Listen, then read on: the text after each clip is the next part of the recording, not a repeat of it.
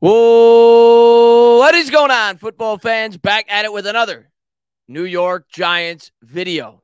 I hope you guys are enjoying your playoff Monday. As I told you guys, I'll be live. I think the game's at about 8:15, so I'll probably go live 10, 15 minutes before the game for the Dallas game tonight. I said that earlier in the week when people asked me. I said if the Giants won, yeah, we would do kind of like a post-game after night celebration, and I would do the play-by-play for the game tonight. So if you want to come along, root against the Dallas Cowboys tonight, root for the Bucs, come on over.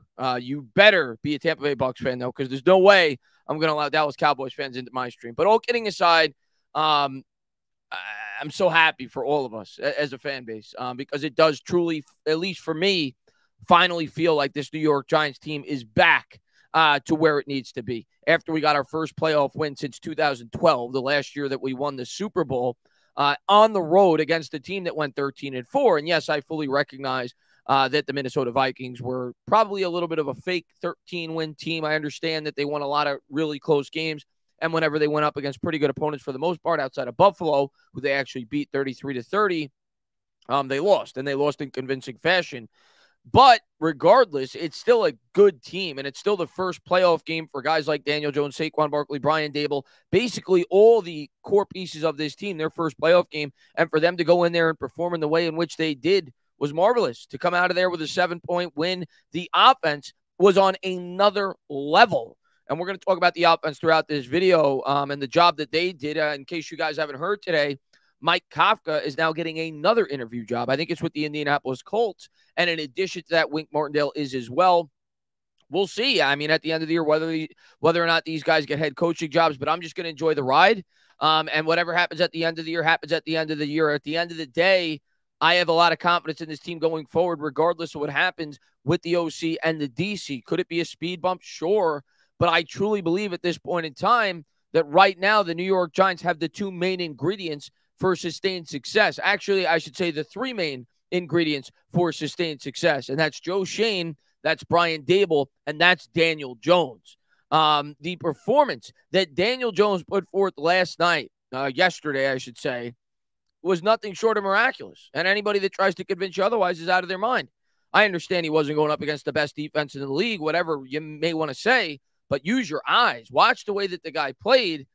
And I don't like comparing him to certain quarterbacks. All I can tell you is when I watch Daniel Jones, I view him as a guy at this point in time that is a franchise quarterback.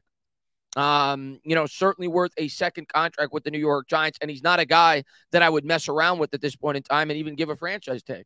You make sure that that guy stays in the building. It's not easy to find quarterbacks, and the New York Giants have found one. We knew going into this year that Daniel Jones had all the intangibles in terms of his work ethic, in terms of how he was respected in the building, in terms of the way that he handled the New York market with the media and everything else. So he had all of those. What we needed to see as a fan base and what Joe Schoen and Brian Daboll needed to see as the decision makers was a quarterback that could produce on the field. And obviously the most important thing when it comes to a quarterback is winning football games. It's the most important position on a football team. And ask yourself, be completely honest with yourself, if you're a person that does not like Daniel Jones and that does not want to keep Daniel Jones, outside of maybe the Jaguars, who I could argue probably have more talent, name me a team in this year's playoffs that made the playoffs with less talent than Daniel Jones.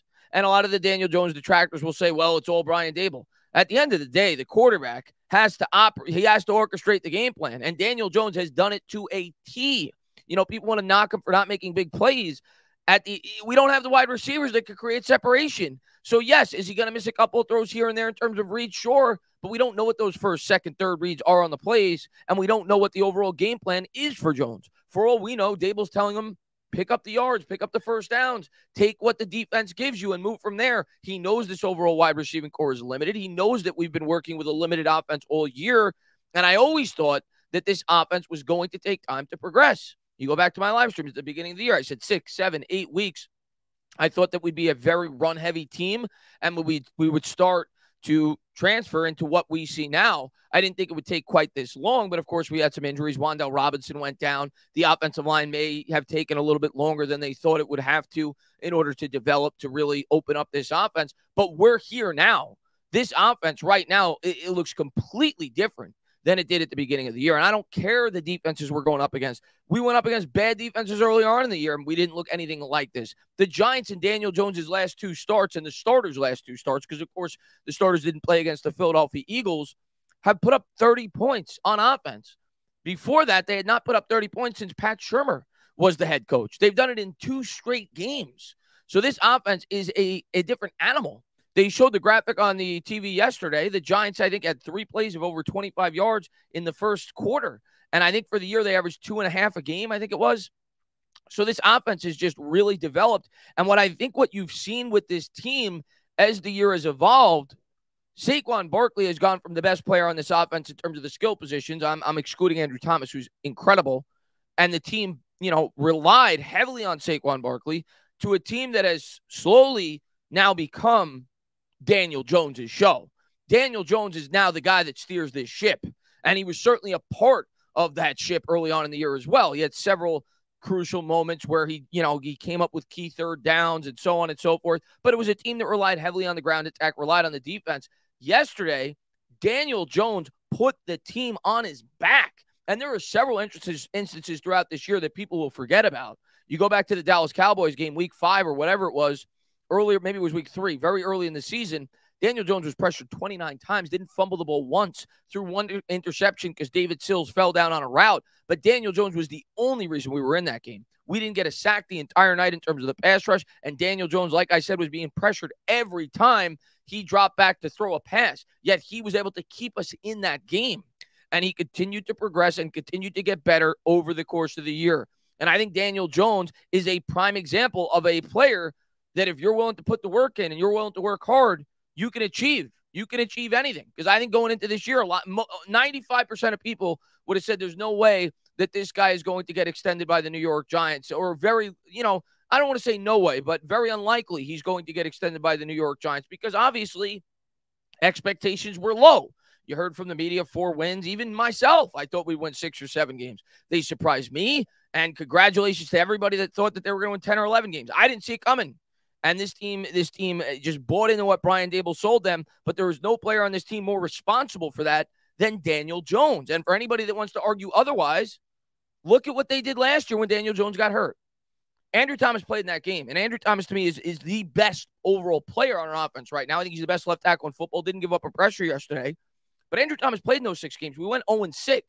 The 3 games before that, we went 2-1, and we went up against 2 playoff teams that year with the Eagles and the Raiders. So Daniel Jones, I think, is what, like 11-7, 11-7-1, I think it is, in his last 19 starts. He has wins against guys like Aaron Rodgers, Lamar Jackson, Jalen Hurts. Like, he has definitely progressed as a quarterback. And yesterday was on full display. It was a record-breaking performance. 300 yards passing, 70 yards rushing, 2 touchdowns. That's never happened before. In the history of the playoffs, there's not been a quarterback that has ever done that. And that was Daniel Jones' first playoff start.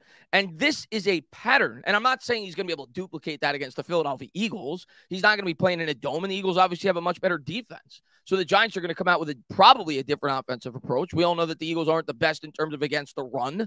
So expect them to try to integrate the run more, maybe with Jones and Saquon Barkley as well. But I don't expect them to be as pass happy, but maybe they will. Who knows? This guy has reached another level, and he's done it with wide receivers that other teams just didn't want. And I'm not knocking these guys. These guys have done a tremendous job. Richie James has stepped in, giving you everything you could have hoped for from the wide receiver position. Isaiah Hodgins needs to come back. I think the Giants found themselves a diamond in the rough, and a guy that certainly could be a contributor next year and for the foreseeable future. I could certainly see him being at least a wide receiver 3.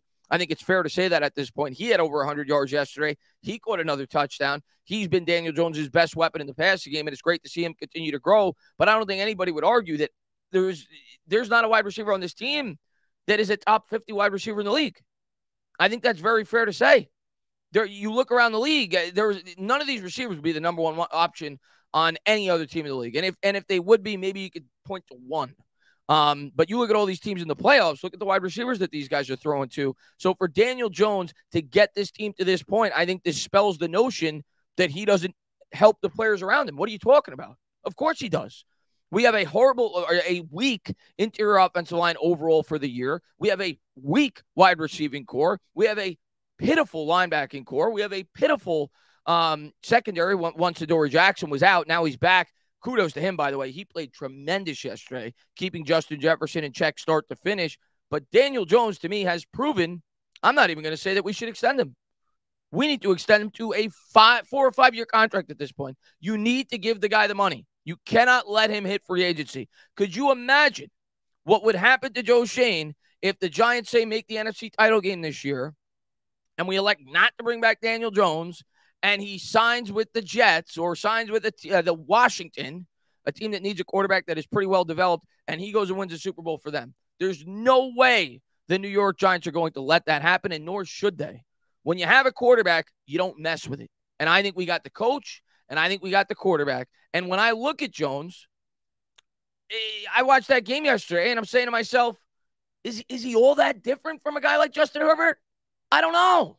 Like, I know the media is going to tell you that Justin Herbert has this incredible arm, and he does. And I know the media is going to tell you that he's the future incredible quarterback, and he probably is. But I watch Daniel Jones, and I say to myself, he's got everything. He's got the plus arm. He's got the plus mobility. He's got the plus accuracy.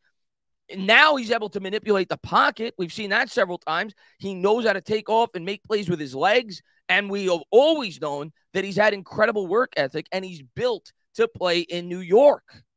So what did I take out of that game yesterday? Daniel Jones is the New York Giants franchise quarterback.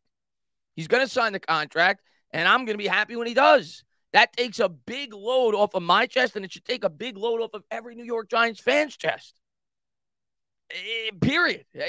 It's the worst feeling in the world when you go into a draft needing a quarterback. Who wants to have to draft a quarterback? Then you gotta deal with 2 years of upbringing, so on and so forth. If you have a guy that you feel like could evolve into a top 6, 7, 8 quarterback in the league, you stick with him. And I do think Daniel Jones can do that. I'm at that point now. I think he's a top 10 quarterback. I really do. And I think that, that may sound crazy to some people because they just look at the statistics. He's got it all for me. He's got the tools. I'm not saying he's got jaw-dropping Pat Mahomes arm strength, but he's got everything necessary for a quarterback to win games in the National Football League. And the Giants got the magic formula right now. They got an incredible head coach, and they got a quarterback that I think is top 10 in the league, that is only trending towards getting better. Just imagine how much better Daniel Jones may look next year when he's second year in the offense. We got to remember that. He really has only picked up this offense the last 4 or 5 weeks. That's when they've really opened it up. Think about him coming back next year with better weapons, with players currently on this team like Saquon Barkley, like Isaiah Hodgins, that are more familiar with playing with him, more familiar from within the scheme, and then you add another number one option on top of that, which is what I think they will do, and really try to rebuff this wide receiving core. You're going to see a completely different offense next year. Not to mention, I think Evan Neal will definitely take a big jump in his sophomore season. So there's a lot to be excited about for the future, and even more so to be excited about in the present.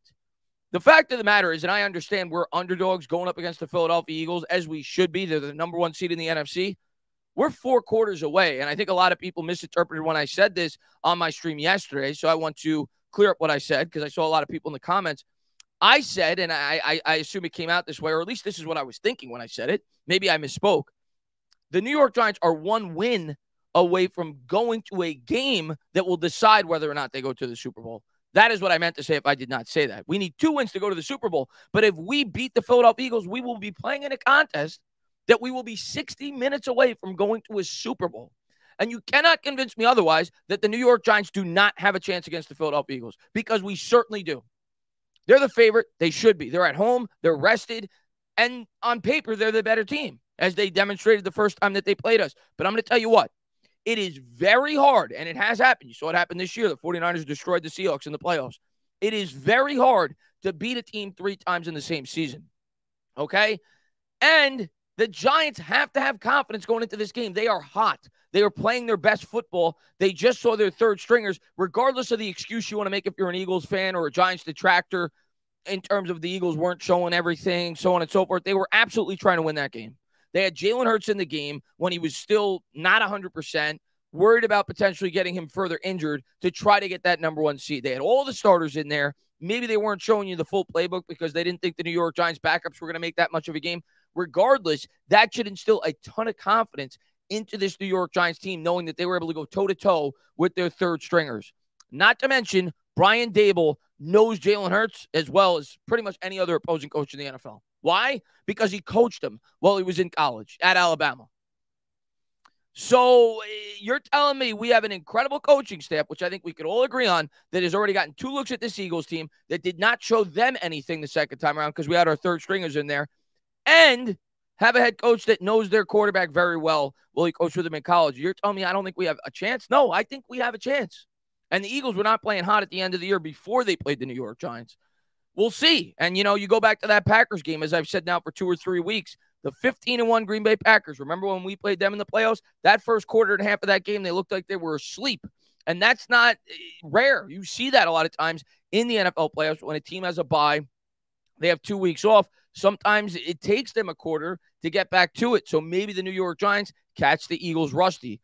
Obviously, there's a lot of mismatches. The weather could certainly play a factor as well. It's a night game. I can't wait for it to take place. But I do truly think the Giants have a real opportunity to win this football game. I think it's going to be very close. The Eagles are favored, as they should be. I think they're favored by 7 or 7.5. I think it'll be within that. I think it's going to be a very close game, and I think Brian Daboll and the New York Giants are going to give the Eagles everything they can handle. And they better not sleep on this football team because we got a quarterback and we got a head coach. As always, guys, if you like what you watch, please subscribe. Drop a comment. Maybe give me a little thumbs up. Cheers.